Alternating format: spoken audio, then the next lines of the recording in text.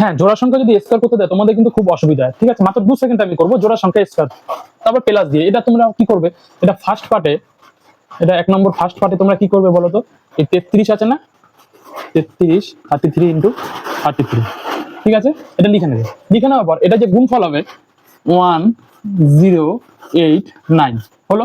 হয়ে যাওয়ার পর এই সেকেন্ড পার্টে তুমি কি করবে, সেকেন্ড পার্টে আস্তে আস্তে বুঝবো, ভালোভাবে বুঝবো, সমাধান হবে। ঠিক আছে, এই যে 1089 যে আছে না, এই 1089 তুমি এখানে লিখে দেবে।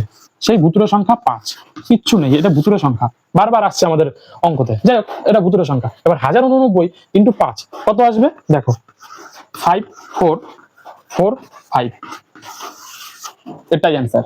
হ্যাঁ, মাত্র কয় সেকেন্ড আমি করলাম, 2 সেকেন্ড আমি করে দিলাম। ঠিক আছে, এত বড় অঙ্কটা কিচ্ছু দেখার দরকার নেই, তোমরা শুধু জাস্ট যা থাকবে তোমরা একবার দেখে নেবে, আর আমার ভিডিওটি আরেকবার চালিয়ে দেখে নাও, আশা করি তোমরা বুঝতে পারবে। ঠিক আছে, 5454 মানে 5445 অ্যান্সার। থ্যাংকস ফর ওয়াচিং, আসছি নেক্সট ভিডিও নিয়ে। ততক্ষণ কিন্তু আমাকে সাপোর্ট করতে হবে, তবেই আমি আরো ম্যাজিক ট্রিক্স ম্যাথ আনবো। সাবস্ক্রাইব করে দিতে হবে। ধন্যবাদ।